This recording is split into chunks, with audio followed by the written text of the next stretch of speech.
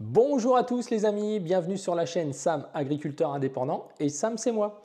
Alors j'espère que vous êtes en pleine forme car dans cette série de vidéos consacrées à l'agriculture dans les pays de l'Est, cette fois je vous emmène en Ukraine.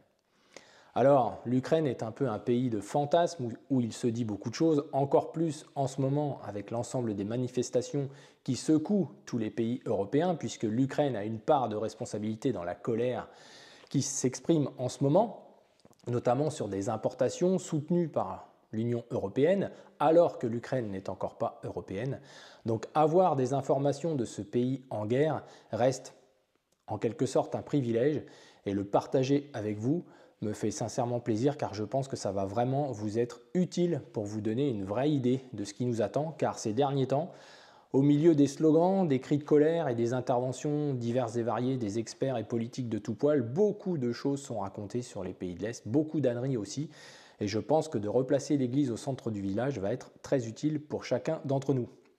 Alors vous allez voir, on va parler du climat, on va parler des cultures qui sont pratiquées dans cette ferme de 11 000 hectares, on va parler du matériel utilisé, on va parler des coûts, du gasoil, on va parler des rendements, on va parler des marges, on va aussi parler de la guerre un tout petit peu et aussi comment ils voient l'avenir et éventuellement leur entrée en Europe, qu'est-ce que ça va avoir pour conséquence pour ces grosses entreprises puisque là il s'agit d'une agro-holding d'origine française. Alors je pense que ça vous intéresse, je ne vous pose même pas la question, alors sans plus tarder, on est parti.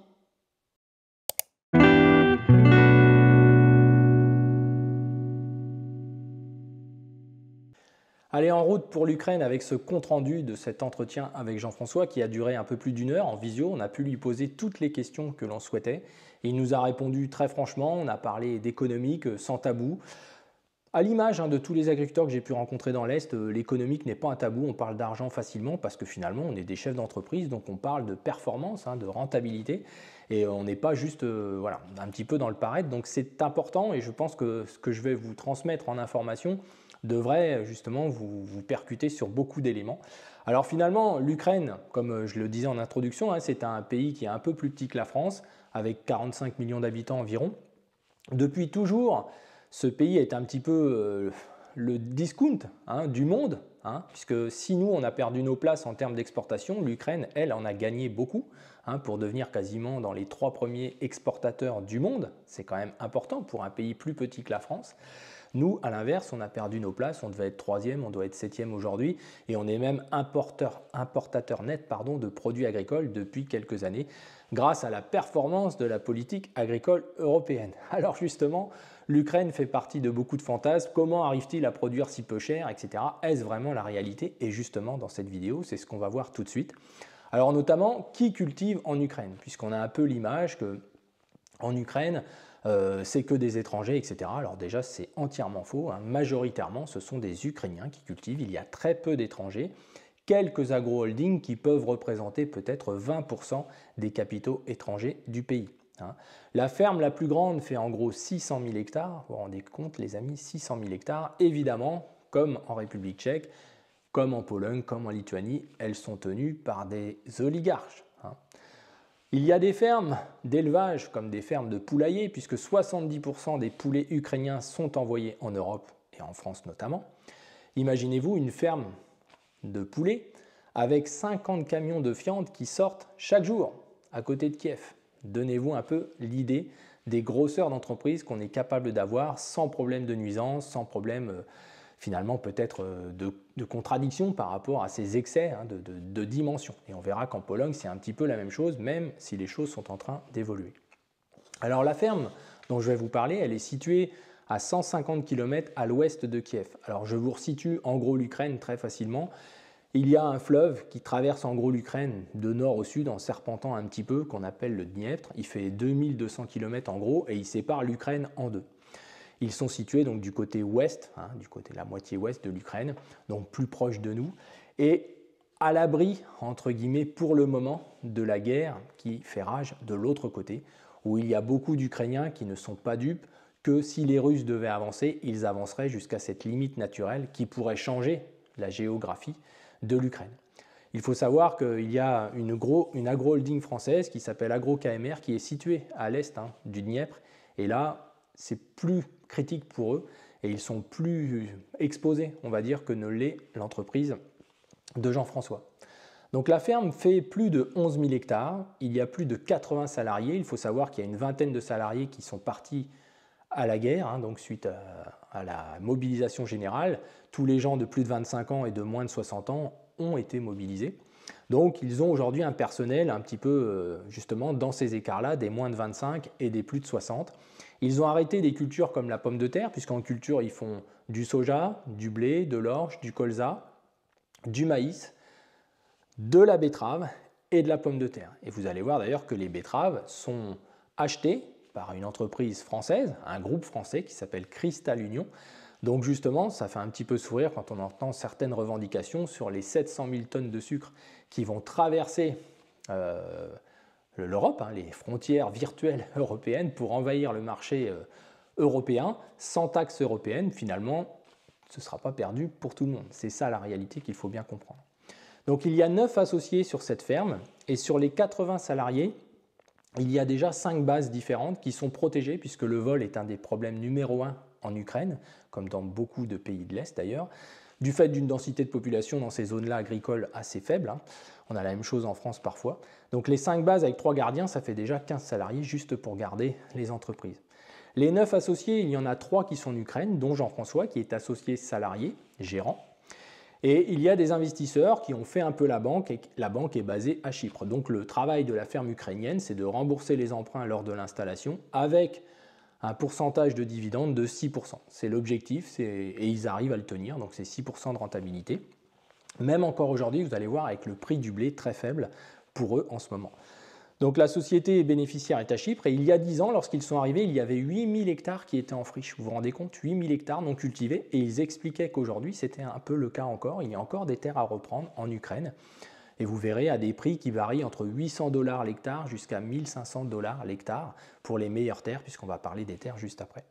Ils ont eu des baux de 40 ans, vous vous rendez compte, et la terre était gratuite. Donc c'est incroyable. Maintenant, c'est des baux de 7 ans minimum, ce qui n'est pas le cas comme en République tchèque ou au Brésil, pour éviter les excès du bail annuel et de ce turnover, de cette insécurité qui ne permet pas finalement aux agriculteurs de faire un travail serein sur la durée. Il y a actuellement en Ukraine un moratoire sur le foncier où c'est 100 hectares maximum pour une personne physique au niveau des achats et 1000 hectares pour une société, et ça c'est encore pas fait, c'est à venir. Donc vous voyez, ça va limiter aussi un peu le grand n'importe quoi, même si déjà les cartes sont déjà un peu battues. Par exemple, comme voisin, Jean-François a des Ukrainiens qui ont entre 800 et 4000 hectares, et puis on va faire 50 km et on va avoir une agro-holding étrangère, en effet, qui a 40 000 hectares. Mais vous voyez, la densité, c'est à peu près ça. C'est davantage des fermes de ces dimensions, 4-5 000 hectares, c'est assez courant pour les Ukrainiens. Il y a une agro-holding pas très loin de chez lui qui a 50 000 hectares. Le climat de l'Ukraine, c'est quand même important puisque c'est un petit peu son maillon faible, alors qu'au niveau du foncier, c'est son gros maillon fort, hein, qui lui permet d'ailleurs de faire du blé avec cette quantité de pluviométrie, puisqu'en Ukraine, on parle de 500 mm. Je vous rappelle, en République tchèque, par an, on parlait de 680 mm. Donc 500 mm, essentiellement l'hiver avec la neige, un peu comme des régions au Canada, hein, c'est un peu le même principe, et un été où il tombe la moitié de cette pluviométrie durant l'été. Vous voyez, sur les cultures en place avant récolte, qui leur fait des interludes de récolte encore plus courts et les oblige aussi à sécher. Hein, donc ça c'est important, on y reviendra. Donc ils ont des maïs sans irrigation et ils ont surtout des terres capables d'encaisser ces 500 mm, car pour faire du blé avec 500 mm, il faut être vraiment fortiche. Donc la terre, il y a ces fameux tchernozènes dont on a déjà parlé dans la première vidéo, avec plus de 10 mètres de terre dans certains cas, et des taux d'humus de 3 à 4%. Une très forte rétention en eau, ça c'est pour les propriétés physico-chimiques de l'humus, je vous laisserai regarder les vidéos en description. Donc les tracteurs arrivent parfois à se poser directement sur le pont tellement la terre ne se tient pas. On va dire qu'elle est veule, comme on dit dans la Marne, ou qu'elle est trop foisonnée, etc. Donc ça c'est vraiment des détails intéressants à discuter. Alors en termes de matériel, puisque je sais que ça va intéresser beaucoup d'entre vous, vous allez voir c'est extrêmement bien géré. Pourquoi? Parce qu'il n'y a pas de subvention en Ukraine, comme d'ailleurs dans beaucoup de pays de l'Est dont je vais vous parler et dont je vous ai parlé. Il y a très peu de subventions à l'équipement matos, à l'équipement ferraille. Il y a, comme on l'a vu pour le ZD, des subventions pour aider l'entreprise à stocker, valoriser et refaire de la marge. Mais la ferraille, finalement, ils viennent l'acheter chez nous, puisqu'il y a davantage de turnover. Donc Jean-François explique que 100% quasiment du matériel qu'ils achètent est acheté d'occasion. Il y a aussi des concessionnaires français qui ont des fermes en Ukraine et donc qui facilitent un petit peu l'achat, lui qui est français, directement avec ce type de concessionnaire. Donc aujourd'hui, ils ont 3 semoirs Emzuri. Pour ceux qui ne connaissent pas, allez sur Internet, c'est des semoirs justement russes avec des capacités de strip-till, donc de semis en bande avec des dents. Donc c'est des semoirs très robustes, très rustiques avec des multitrémies, etc. C'est bien fait. Ils peuvent les tirer en 4 mètres avec des 200 chevaux, donc 3 semoirs de 4 mètres, 11 000 hectares. Colza, blé, orge, tournesol, soja, ça leur arrive de les semer qu'avec ces semoirs-là. Ils ont des gros déchaumeurs lourds type Terrano, type Tiger, type Bednar aussi, puisque c'est l'inventeur de la dent du Terrano, c'est Bednar au départ. Ils ont des déchaumeurs à disque, 3 jokers de 8 et 12 mètres, vous voyez, c'est pas excessif pour la surface. 3 semoirs Pronto de 6 et 9 mètres, notamment pour les semis de printemps, où ils n'ont pas beaucoup de temps, ils essayent d'aller le plus tôt possible, et finir la saison plus rapidement qu'avec les Emzuri, pour faire du blé par exemple en fin de saison, derrière maïs notamment. Ils ont 3 tempos, 2 6 mètres, donc ça c'est des semoirs monograines pour semer les maïs, éventuellement les sojas. Donc 2 6 rangs et 1 12 rangs. Et tout le matériel est acheté à l'ouest. Alors c'est là qu'on arrive au matériel de traction et accrochez-vous à vos fauteuils parce que je pense que vous allez apprendre 2-3 bricoles. Donc notamment, ils achètent tout leur matériel à l'ouest, donc chez nous, pas mal en France, puisque Jean-François a quelques appointances évidemment dans son pays, à 2-3 000 heures. Ils essayent de ne pas mettre plus de 50 à 80 000 euros, quelle que soit la puissance. Donc aujourd'hui, ils ont beaucoup de cases CVX, comme on a vu dans le ZD, dans la vidéo précédente, des 200 chevaux, 220 chevaux, 240 chevaux. Pour les 300 chevaux, ils ont des John Deere de série 8000. Pour eux, ce sont les 2 seuls capables de tenir le rythme qu'ils leur demandent. Notamment, ils emmènent les John Deere de plus de 300 chevaux de 9000 à 10 000 heures et ils les revendent après. Et les CVX, c'est les seuls où ils peuvent les amener plus loin. Pour lui, c'est le meilleur tracteur qu'ils ont sur la ferme. Il les amène de 11 à 12 000 heures parce que c'est les seuls à ne pas casser ni moteur ni transmission. Ce qui n'est pas le cas des boîtes PowerShift où pour certains à 1500-2000 heures, les chauffeurs ukrainiens, ça ne leur convient pas visiblement. Et puis la marque un peu vert kaki, là vous savez, dite souvent la plus chère, donc les Fend, je vais donner le nom, ils avaient des 936 notamment, et là c'est pareil, les transmissions au bout de 2 à 3000 heures en vrac, sans parler des moteurs. Ils ont eu des Steiger aussi, donc les gros tracteurs à 4 roues égales qu'on a souvent en image, des 535, donc là c'est pareil, trop de consommation pour eux, 100 litres à l'heure pour faire un travail où de toute façon, comme ils disent, on n'ira pas à 30 km/h, donc ça ne sert à rien. Donc ils ont viré tout ça. Et ils avaient des gros tracteurs chenilles, des Caterpillar, ils avaient 3 Caterpillar à chenilles. Ils ont arrêté, et le terme de Jean-François, c'était de dire c'est la ruine, notamment sur les galets de chenilles. Donc en fait, ce sont des engins où si on travaille vraiment avec, finalement, ils ont des coûts d'usage qui sont inacceptables pour eux, qui sont des gens qui comptent, et vous allez voir le résultat que ça leur donne de compter comme ça et d'être malin, économe. Alors tout est fait sans labourer, bien entendu. Il y a très peu de travail du sol, un petit passage à l'automne, pas de couverts végétaux forcément l'hiver, du fait d'un hiver rigoureux et un intervalle court, et pas d'obligation aussi. Et au printemps, ils reviennent avec des outils type cover crop, ou outils à disque indépendant, ou à dents éventuellement, pour reprendre et semer directement. Donc ils sont un peu comme ce qu'on essaye d'expliquer sur cette chaîne, à 2 passages à peu près partout, plus le semis. Voilà. Le gasoil, c'est du gasoil normal, non taxé. Ils le payent 1,10 € le gasoil aujourd'hui. Ils ont 7 camions, donc vous voyez par rapport aux chauffeurs qu'on a vus tout à l'heure, il y a des chauffeurs qui sont constamment dans des camions, puisqu'ils stockent tout depuis la guerre, ils ne peuvent plus stocker, comme c'était le cas avant, dans quelques négoces qui les entourent, qui ont été bombardés, ça a été les premières cibles de la guerre en Ukraine. Donc aujourd'hui, ils stockent tout en silo-bag, pour que ce soit le plus économe possible, comme on a vu dans le ZD dans la vidéo précédente. Alors les charges d'amortissement qu'ils ont à l'hectare sont de 30 € l'hectare, les amis. 30 € l'hectare, et Jean-François nous a bien dit que c'est ce qui leur permet de passer en ce moment le cap avec le blé au prix où ils doivent le vendre, qui les prend vraiment là, où finalement ils ont des marges hectares très très faibles. On va en parler justement juste après. Alors vous voyez qu'en termes de matériel, pas de subvention, pas tout ça, ça conduit à limiter les excès. Et par rapport à la fiscalité, comme on a déjà parlé dans la première vidéo, vous verrez que c'est ça qui est en train de changer, qui conduit à la révolte en Lituanie, bientôt les Polonais, un petit peu l'Allemagne, c'est que la fiscalité sur le foncier était très faible et là elle est en train d'exploser puisque les États, comme partout, ont besoin d'argent et ne veulent plus laisser les agriculteurs en dehors de ça, ce qui n'est pas notre cas en France et en Europe puisqu'on a des fiscalités très exigeantes qui obligent les agriculteurs à avoir du matériel récent pour baisser leur chiffre d'affaires, leurs résultats en quelque sorte, pour ne pas tout redonner au social ou à la fiscalité. Et c'est un des paradoxes de notre pays, c'est d'avoir du matos performant en ayant des retours sur investissement, des rentabilités et même des rémunérations presque inexistante par rapport à ces pays-là où justement ils vont faire en plus des bons sur le foncier, on va le voir juste après. Alors en termes de vente aujourd'hui, il y a un écart en gros de 50 $, puisque l'Ukrainien est payé en dollars au niveau de ses ventes de céréales, donc ils vendent tout en direct bien entendu, à des traders, des gens comme Cargill ou autres. Et donc aujourd'hui ils vendent le blé à 125 $ la tonne, départ ferme, donc après il y a le transport à rajouter. Donc en gros il y a un écart de 50 $ entre du blé fourragé et du blé meunier en Ukraine actuellement. Auparavant, le transport se faisait essentiellement par la route, mais les Polonais bloquent la frontière depuis quelques mois, ras-le-bol des importations et du soutien tacite de l'Europe par rapport à ça, puisque je vous le disais, 9 tonnes sur 10 dans ces pays-là sont ukrainiennes, vous vous rendez compte. Donc aujourd'hui, c'est plus possible par la route, donc en tout cas pour cette partie-là, pour envoyer en Europe plus facilement et de manière plus courte, parce qu'ils sont très près de la Pologne, vous regarderez la carte, l'ouest du Dniepr, donc ils sont vraiment très près. Le port d'Odessa, vous savez qu'avec ce qui s'est passé, c'est difficile d'y aller. Il y avait 500 km depuis la ferme de Jean-François et ça coûtait en gros 30 $ de la tonne par le train. Mais aujourd'hui, c'est quasiment plus possible de le faire. Donc là, ils ont une voie pour passer par le sud de la Roumanie. Donc vous voyez, ils vont longer la frontière pour aller au sud de la Roumanie, puisqu'en Pologne, ça ne passe pas. Alors on descend jusqu'en bas. Et là, il y a 700 km et en gros, ça leur coûte 40 € de la tonne. C'est eux qui le font avec les 7 camions. Donc vous voyez un peu le boulot pour aller mettre ça sur des barges et finalement pénétrer l'Europe comme ça. Voilà.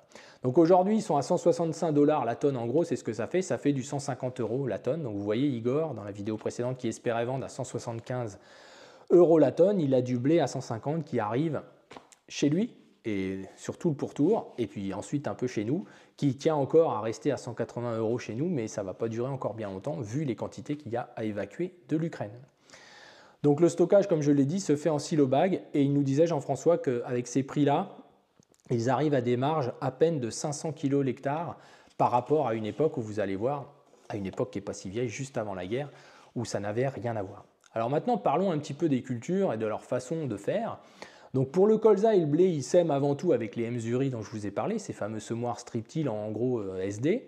Les colzas avec 2 insecticides, ils s'en sortent, ils ne font pas d'OGM comme c'est raconté à droite et à gauche. Ils sont à 3 tonnes hectare et leur seuil de rentabilité avant la guerre était à 1 tonne hectare. Donc ils font 3 tonnes hectare aujourd'hui et avant leur seuil de rentabilité était d'1 tonne hectare.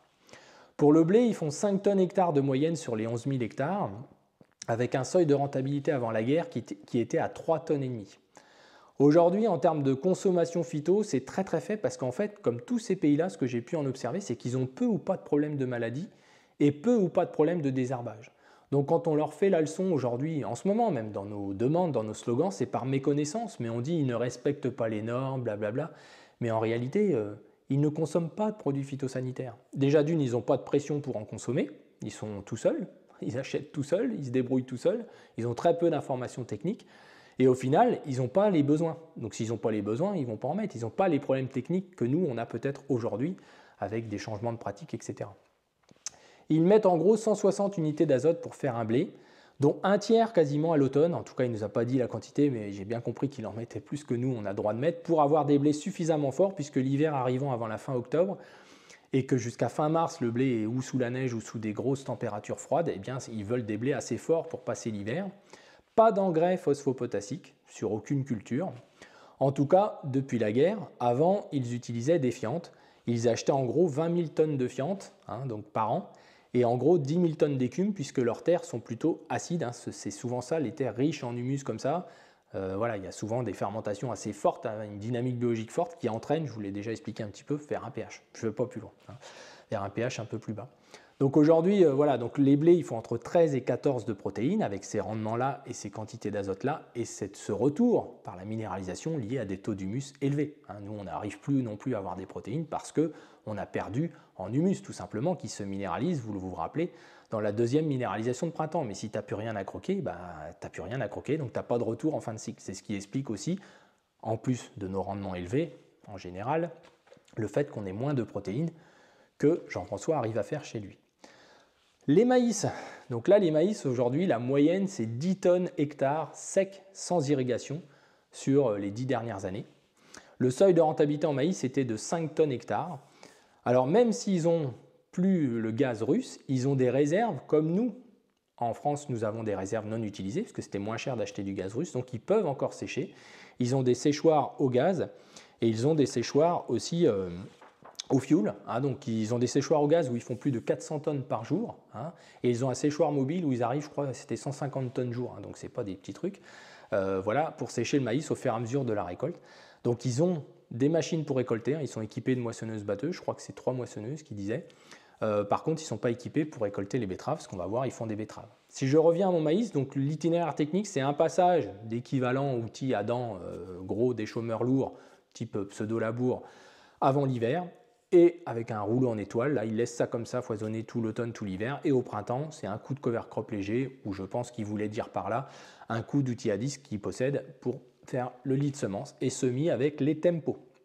Les indices en maïs, c'est de 320 à 440 et ils diminuent les densités, parce que vu la pluviométrie qu'ils ont, par rapport à l'indice qu'ils choisissent. Voilà. En termes de soja, c'est la même chose. Ils font tous les semis au pronto, au printemps, et c'est le même travail du sol. Le seuil pour eux en soja, avant la guerre, c'était 1 tonne 2 à l'hectare pour être rentable. La betterave, les amis. Alors sachez que les acheteurs de betteraves et les organismes auxquels ils livrent les betteraves, eh bien c'est Cristal Union, les amis. C'est un groupe français qui appartient aux agriculteurs français. Voilà, donc il faut le savoir.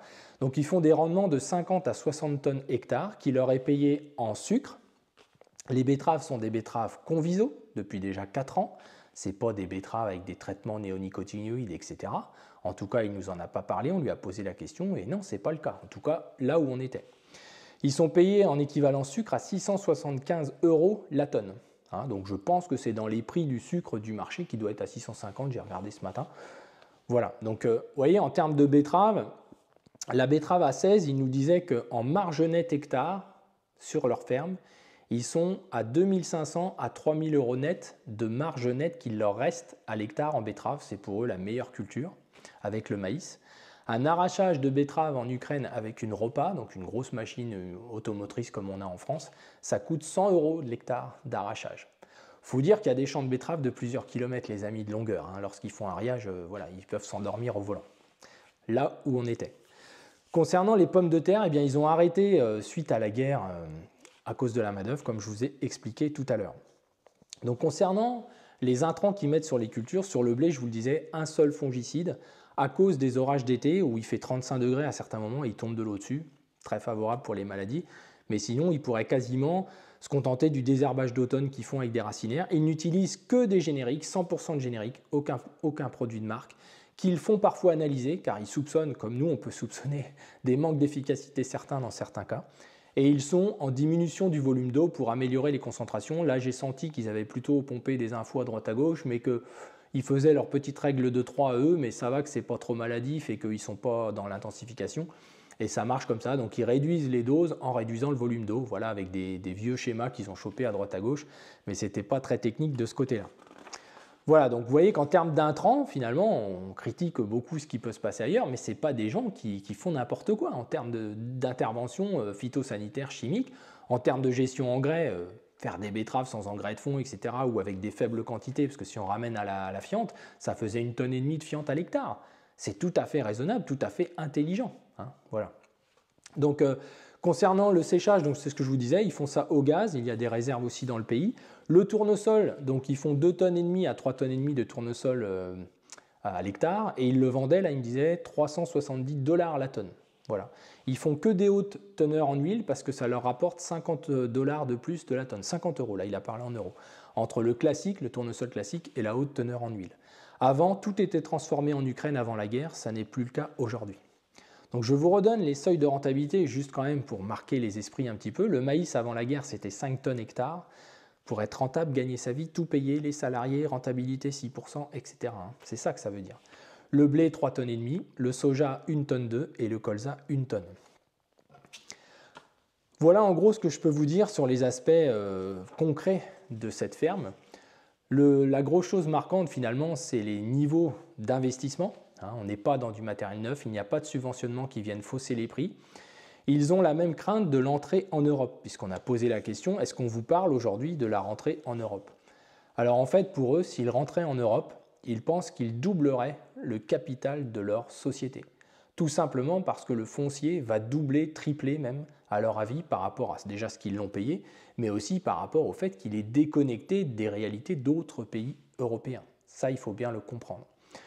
Maintenant, on se rend bien compte que si on ramène à l'échelle du pays et même l'entreprise, on voit que, vous voyez, ils arrivent tout juste à boucler avec des fermes quand même très très importantes, des facilités de culture et des contraintes environnementales très faibles, hein, par la densité de population, le fait qu'il n'y ait pas de gens autour, donc on peut cultiver de manière plus libre, des vitesses de travail et des performances de temps travaillé plus importantes parce que ce n'est pas des petites parcelles, c'est plutôt coupé au cordeau et ça permet quand même des forts débits, des rentabilités. On est plus longtemps à travailler qu'à tourner ou à faire de la route. Ça, c'est déjà les gros points qu'on a du mal quand même en France à se rendre compte. Donc finalement, l'Ukraine, c'est ça. Hein, donc maintenant, qu'est-ce qui est en train de se passer? C'est que sans aide européenne, finalement, hein, pour fonctionner, ils s'en sortent déjà plutôt très bien. Si les prix venaient à remonter sensiblement, s'ils avaient en plus des aides européennes, on peut supposer que là, je pense qu'on ne pourrait que s'inquiéter. C'est déjà le cas actuellement pour les pays limitrophes, parce que vous voyez, on parle souvent du prix mondial. Le prix mondial n'est pas à 150 $.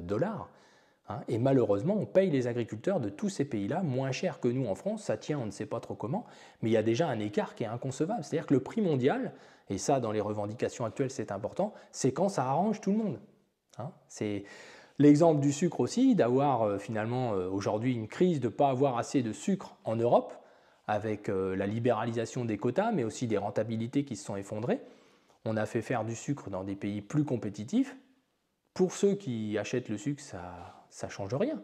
Pour les planteurs européens, ce n'est pas la même, mais là aujourd'hui, Cristal Union va avoir son sucre, on dit il rentre sans taxe, etc., mais le gagnant, c'est qui?